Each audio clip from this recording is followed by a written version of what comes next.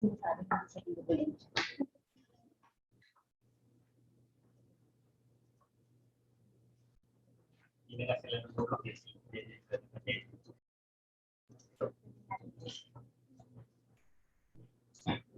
morning, Mr. Chair. We have a quorum with the attendance of the following: Attorney Martones Palomar, Chairperson. Attorney Maria Sulfanis Mina de los Santos, regular member attending via Zoom. Attorney Primo Elvina Susana, regular member attending via Zoom. Attorney Rachel Elba Abay, and Representative from PMO Bicol, acting for manager Maria Magnolia Rico, attending via Zoom. We have in attendance as well seven members of the Secretariat, seven members of the Technical Review. Thank you, Pastor, for going to share your suggestion for HO-BAC-PTMC number 026/2021 of the order. We have items in our agenda, Mr. Chair. First is the approval of minutes of the previous staff meeting, HO-BAC-PTMC number 025/2021, held last July 26, 2021, and the opening of bids for the procurement management contract for the Port of Matno. Thank you, Mr. Object of the procedure for the agenda, the approval of the service staff meeting.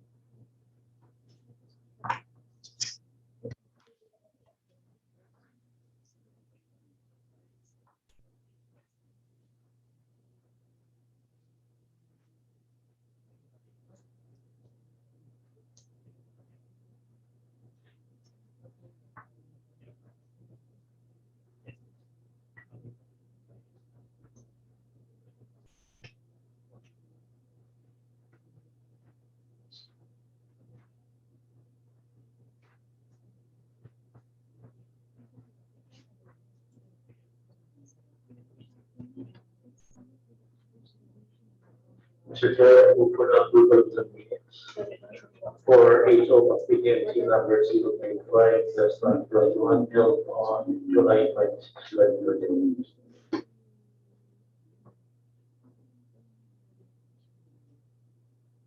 Motion has been properly raised. Do I hear a second?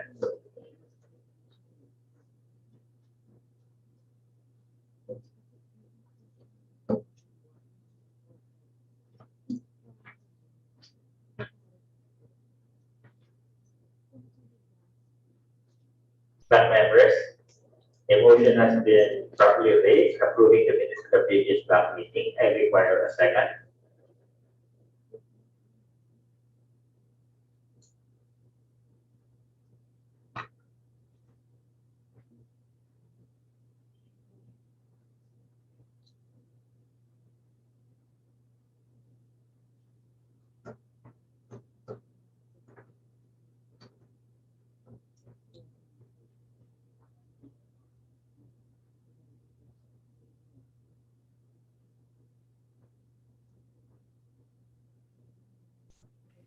What's the motion, Mr. Chair? Are you asking what the motion is, right? Approving the minutes of the previous BAC meeting. Wala pang nagsisecond.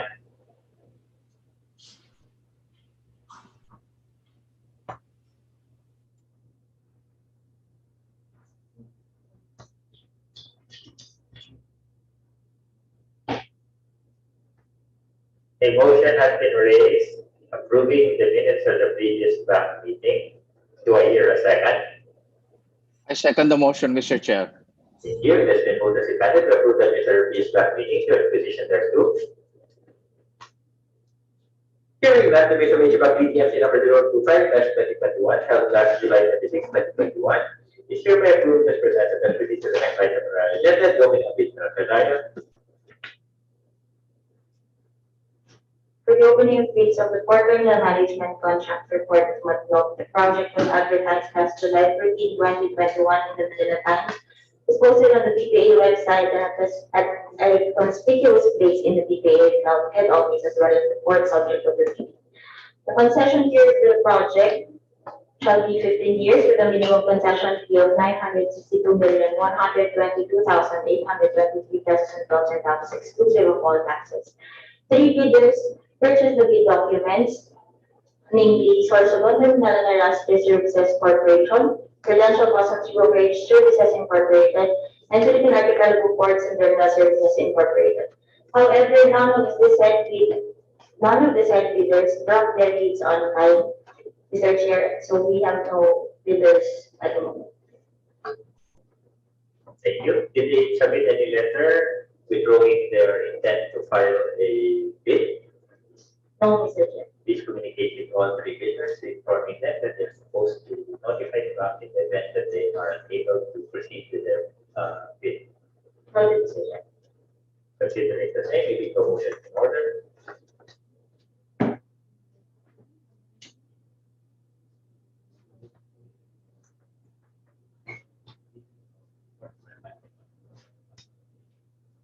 Secretary, I move to declare that the bidding for term management contract for Porto Macro is yet as a failure. Motion has been raised. Very second.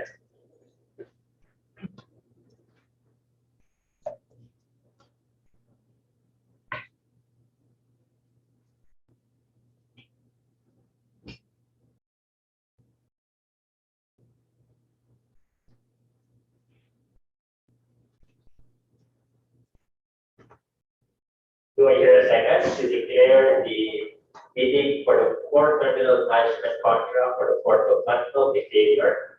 Considering that no bidder submitted their bids. I second the motion. Thank you. It has been voted and granted.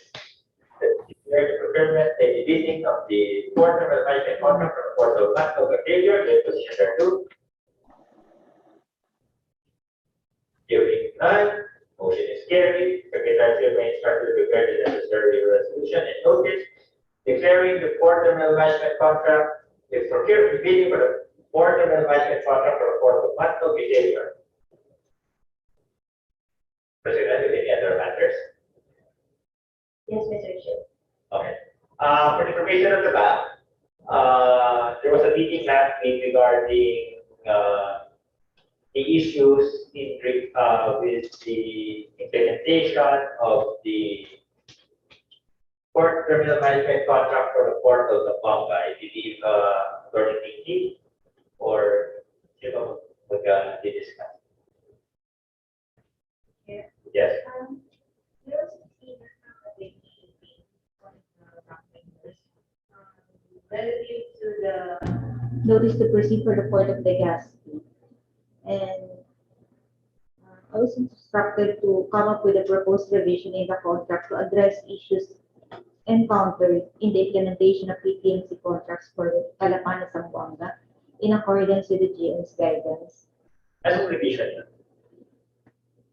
Yung nasa yung gusto ko sana ano sa back kung kailangan bang i-revise Anong revision yan? Sorry, Mr. Chair. Yes. Actually, it's not revision of the contracts of Calapan and Zamboanga. What I was referring to, Jen, are contracts for the other ports that have yet to be prepared and finalized. Anong revision yung lalagay natin? Inclusion, number one would be the inclusion of yung collection scheme, which is a requirement under the tariff. The AO tariff. Another one would be on the... Anong ilalagay yung collection scheme? We have to prepare pa, Attorney Mark, because that has not been taken up in any of the meetings. Should that be under the PTMC contract or part of the coordination meeting with the concessionaire and operations or the PMO? If you take a look at the AO on Tier 3 tariff, it's stated there that it should be included in the PTMC. So unless we amend that AO, then it can be contained not in a contract but in any other document.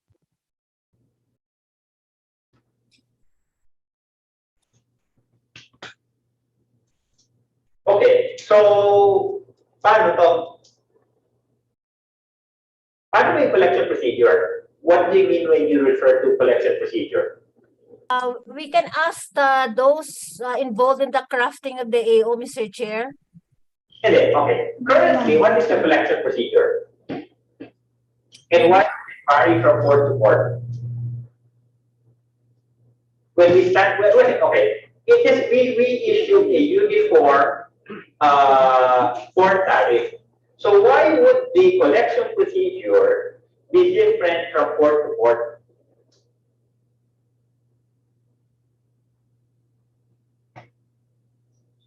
I really cannot answer, Mr. Chair, because I was not involved in the crafting of that AO. Maybe Kathy or CSD or Treasury can help us. Collection procedure. Hindi, okay. Well, hindi naman talaga operations. So, hindi ko maintindihan bakit una, magbabago-bago yung collection procedure. And secondly, bakit ang PTMC ang mag-define nito?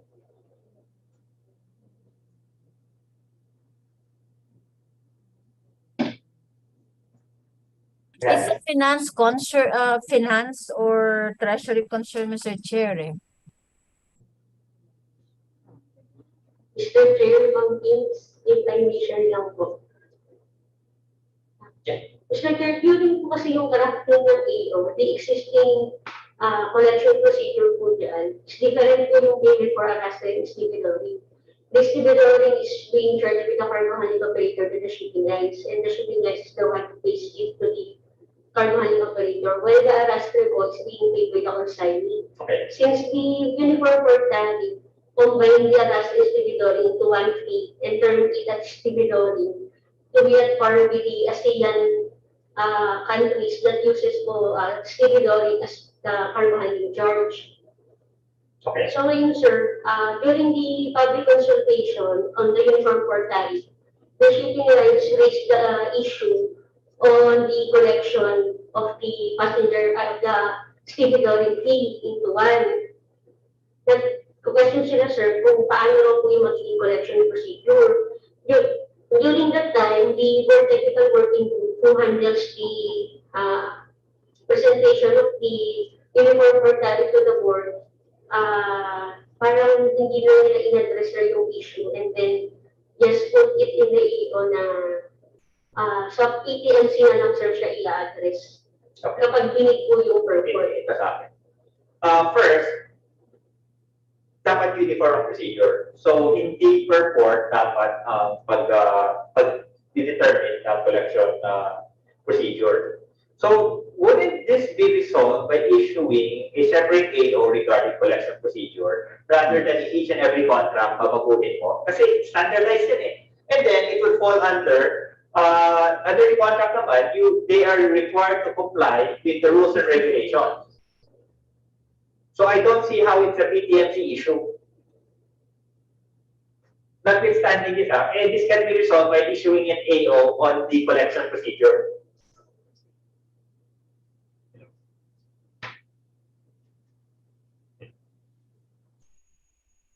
Then we have to amend, Mr. Chair, that the AO on Tier 3, which expressly, or if the AO will be issued to cover that, then it will amend the AO on Tier 3.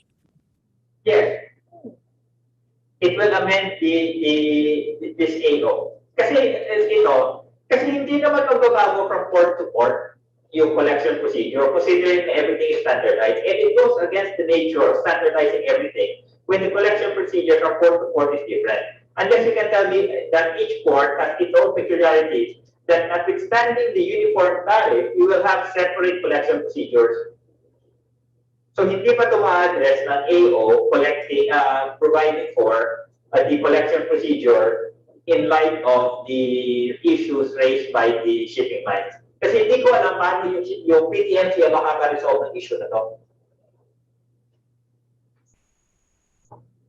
I think because as explained by Kathy, at the time when the what's this the AO was crafted, and that the AO on Tier 3 was crafted, there was no existing collection scheme or arrangement at that time. So maybe the best solution thought of at that time would be to provide a provision in the PTMC. But actually, even if there's a provision to that effect, it can be interpreted that in all these PTMC contracts, we're talking also of the same collection system. Yes. Kasi, well, with sa akin, as I see it, the contract already refers to the concessionaire following the rules and regulations of PDA. So if we issue a AO covering the procedure on collection, the collection procedure, it is automatically incorporated in the contract, even if it's not expressly incorporated.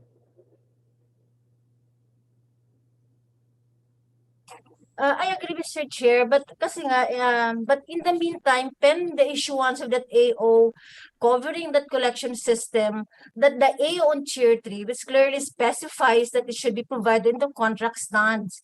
So maybe what can be done would be to fast track the drafting of that AO containing the collection system, so to have the purpose of amending the AO on Tier 3, clearly specifying that it should be contained in the contract. Well, even if we were to amend the contracts, we don't have the procedure as of yet. So what are we going to amend? Are you saying we defer the issuance of all contracts until we resolve this issue? No, Mr. Chair, my suggestion is that, but of course, subject to the possession of legal, my recommendation is that pending the issuance of that AO, the PTMs, the contract can have, because that is mandated under the contract itself can provide a collection system, and that system can later on be contained in the AO, such that Hindi yung problema kasi wala kang system eh. Anong ilalagay natin sa kontrata? then that's something that can be worked on by Treasury and controllership.